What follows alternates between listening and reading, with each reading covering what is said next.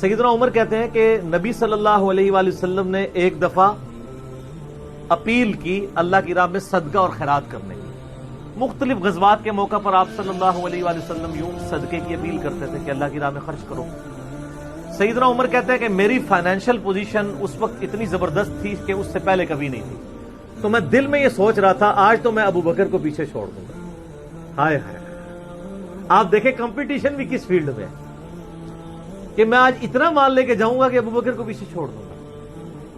کہتے ہیں میں نے اپنے گھر کا مال آدھا کیا، آدھا مال گھر والوں کے لیے رکھا اور آدھا میں سمیٹ کے نبی الاسلام کی مبارک قدموں میں، اور دل میں سوچ رہا تھا آج تو میں ابو بکر سے آگے نکل جاؤں.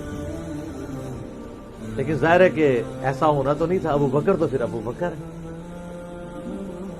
تو سیدنا ابو بکر صدیق رضی اللہ تعالیٰ عنہ اپنے پورے گھر کا مال اٹھا کے نبی الاسلام کی خدمت میں حاضر ہوئے. یا رسول اللہ یہ میری طرف سے صدقہ.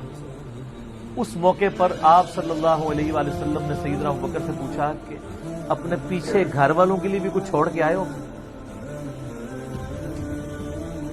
تو سیدنا ابو بکر صدیق رضی اللہ تعالیٰ نے فرمایا ابقیت، میں نے باقی رکھا ہے اپنے گھر والوں کے لیے اللہ اور اس کا رسول عز و جل و صلی اللہ علیہ وآلہ وسلم.